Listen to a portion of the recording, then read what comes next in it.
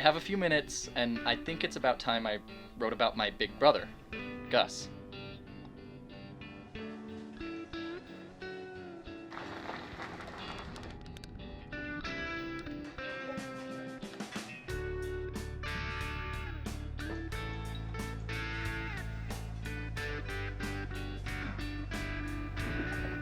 Hey, Paul.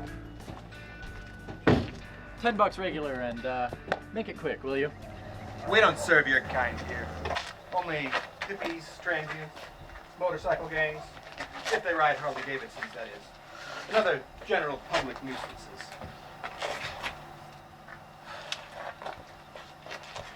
Well, I sure enough appreciate it, but I ain't taking charity from no short-haired prospective missionary.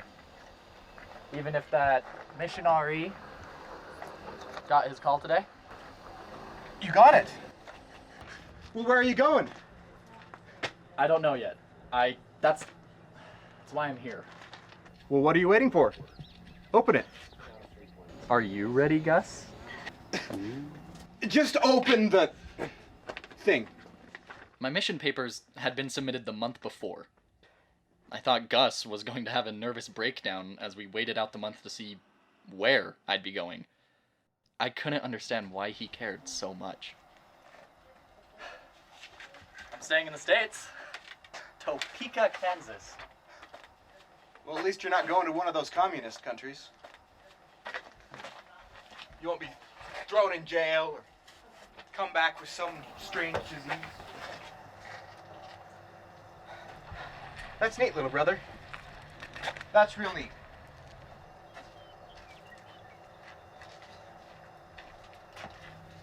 Oh, shake it, you pansy. Don't you realize... I'm gonna miss you, Gus.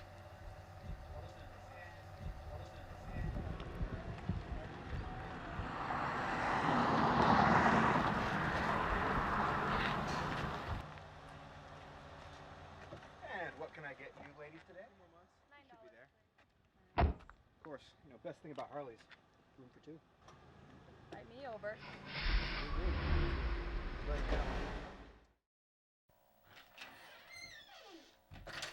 Mom!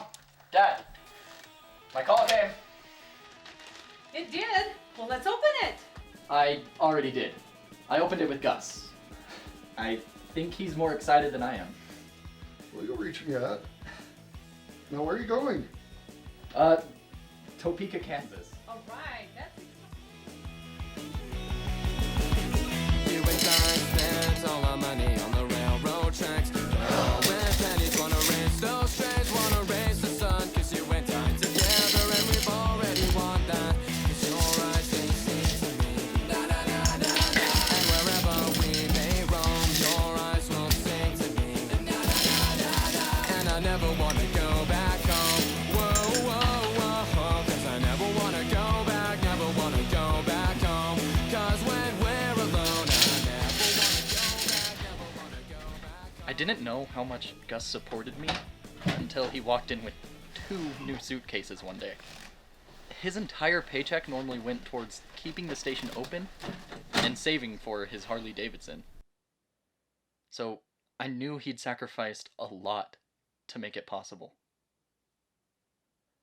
Gus attended my farewell. It was the first time he'd gone to church in at least 8 years.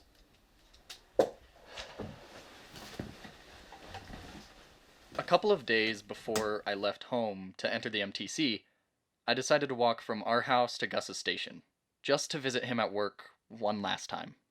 Did I tell you Paul's going on a mission? You're kidding. Nope. I'm real proud of the kid.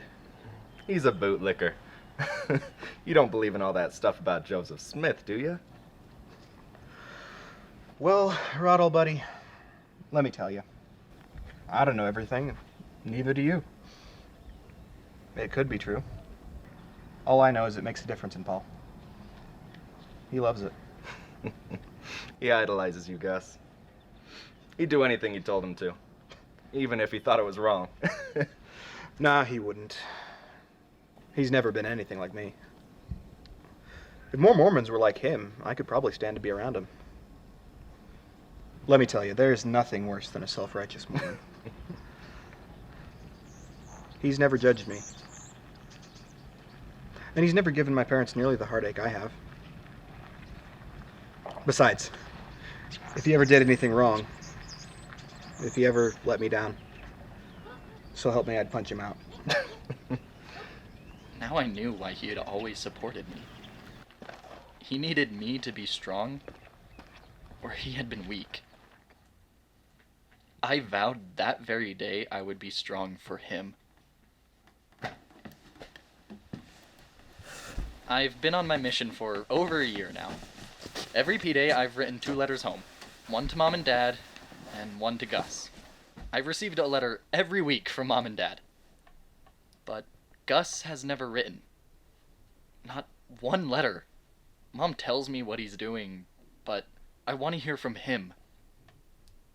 They say he hasn't been to church since my farewell.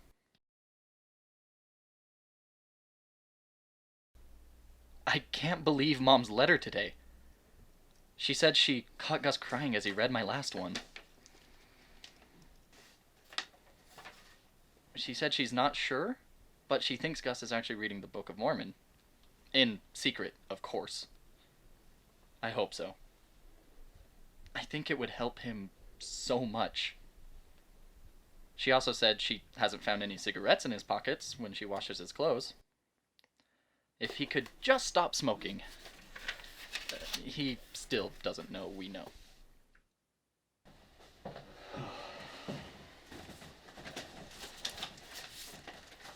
Oh, hey, you got one from Gus. What?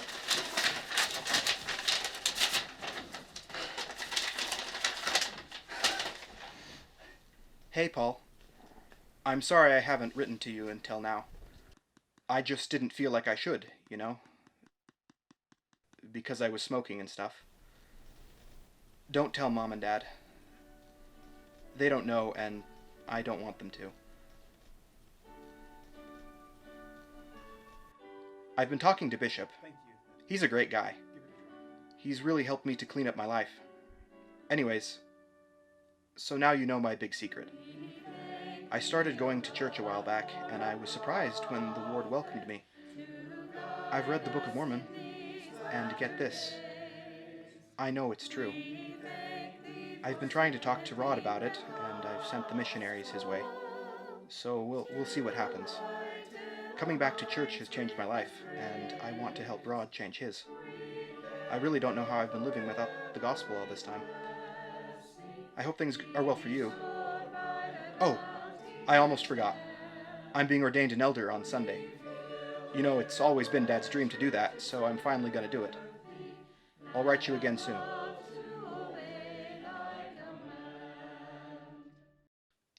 Another letter from Gus.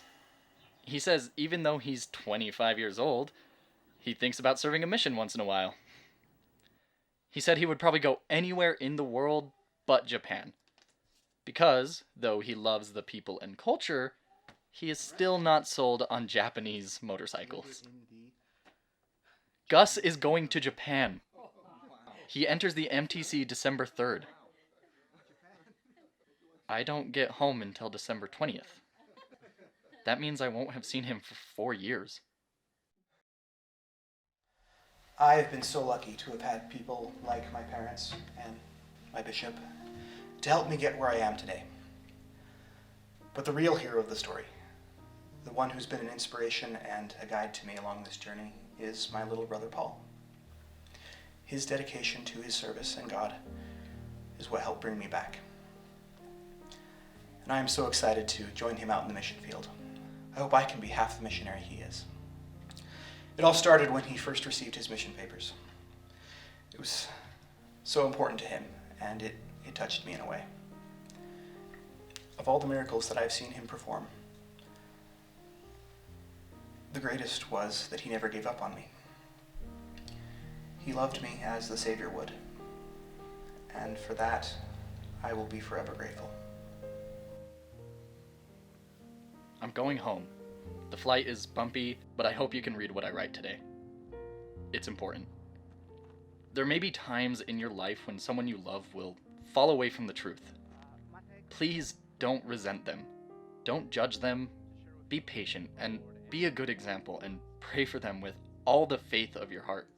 You might just witness a miracle, like my brother. Gus.